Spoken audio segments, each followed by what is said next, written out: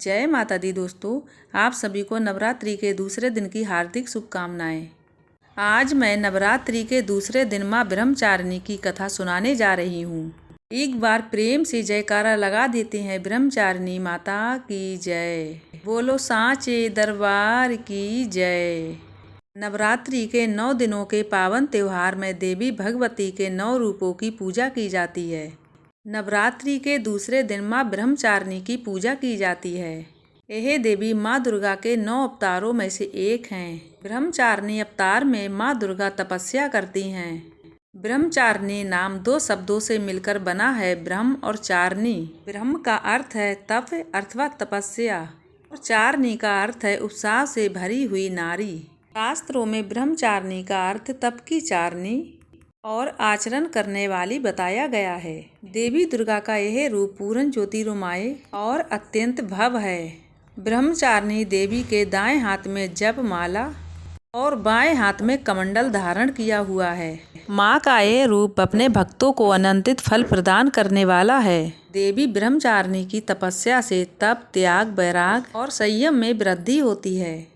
शास्त्रों के अनुसार देवी ब्रह्मचारिणी मंगल ग्रह की शासक हैं। वह भाग्य की दाता हैं और अपने भक्तों के सभी दुखों को दूर करती हैं। मंगल दोष और कुंडली में कोई भी मंगल दोष को लेकर स्थिति होती है तो उनको दूर करती हैं। इसीलिए ब्रह्मचारिणी देवी की पूजा की जाती है। आइए दोस्तों, अब सुनते हैं मिलकर माँ ब्रह्मचारिणी देवी की कथा। ओम देवी ब्रह्मचारिणी नमः। ओम देवी ब्रह्मचारिणी नमः। सती के रूप में स्वयं अग्नि में भस्म कर देने के बाद देवी ने भद्राचीय हिमालय की पुत्री के रूप में जन्म लिया। तब उनका नाम हेमावती, पार्वती या शैलपुत्री रखा गया। जब पार्वती बड़ी हुई तब ब्रह्मा के मानस पुत्र देवर्षि नारद ने उन्हें दर्शन दिए।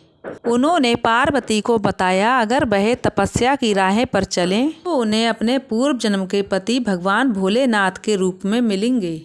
नारद जी के उद्देश्य से भगवान भोलेनाथ को पति के रूप में प्राप्त करने के लिए पार्वती घोर तपस्या की। इन कठिन तपस्या के कारण इन्हें तपचारिणी अर्थात ब्रह्मचारिणी नाम दिया गया। ब्रह्मचारिणी रूप में पार्वती ने 1000 वर्ष सिर्फ फल फूल खाकर ही बिताए। 100 वर्ष तक जमीन पर रह के साग पर निर्वाह किया और कई वर्षों तक कठिन उपवास रखे और खुले आसमान के नीचे सर्दी, गर्मी, बरसात के घोर कष्ट सहे और कई हजार वर्षों तक टूटे हुए बिल्व पत्ते खाए और भगवान शंकर की आराधना करती रहीं। इसके बाद उन्होंने सूखे बिल्व पत्र भी खाने छोड़ दिए। कई हजार वर्षों तक निर्जल निराहार रहकर वह तपस्या करती रहीं। पत्तों को खाना छोड़ देने के बाद इनका नाम अपरना पड़ा। कई हजार तप करने के बाद देवी का शरीर एकदम सिर हो गया। देवता, सिद्धगण, ऋषि, मुनि आदि सभी ने ब्रह्मचारिणी की तपस्या को अभूतपूर्व पुण्य कृत्य बताया। उन्होंने देवी की सराहना करते बताया, हे देवी, आज तक किसी ने इतनी कठोर तपस्या नहीं की। यह सब तुम्ही से ही संभव हो पाया। तुम्हारी मनोकामना अवश्य ही पूर्ण होगी और भगवान शंकर ही तुम्हें पति के रूप में प्राप्त होंगे। अब तुम तपस्या छोड़कर घर वापस लौट जाओ। जल्द ही तुम्हारे पिता तुम्हें बुलाने आ रहे हैं। कठोर तपस्या करने के बाद पार्वती माँ को ब्रह्मचारिणी रूप में जाना जाने लगा। बाद में भगवान शंकर ने पार्वती को अपनी पत्नी के रूप में स्वीकार किया। माँ दुर्गा का यह अवतार तपस्या, भक्ति, संयम और एकांत में रहना सिखाता है। देवी ब्रह्मचारिणी की साधना स्वादिष्ठान चक्कर में रहकर की जाती है। स्वादिष्ठान चक्कर इथासी के निचले छोर में स्थित है। देवी के ब्रह्मचारिणी रूप से हमें शिक्षा मिलती है कि प्रतिकूल परिस्थितियों का सामना करते हुए भी अपने कर्तव्यों को नहीं छोड़ना चाहिए।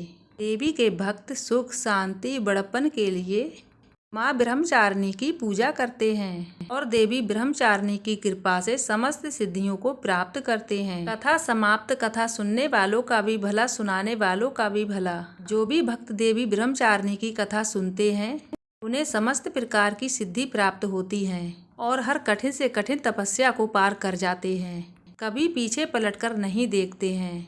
दोस्तों उम्मीद करती हूँ नवरात्रि के दूसरे दिन की कथा आपको जरूर पसंद आई होगी। पसंद आई हो तो वीडियो को लाइक करके चैनल को सब्सक्राइब जरूर कर दीजिएगा। मिलती हूँ एक और नई कथा के साथ, जब तक के लिए जय माता दी।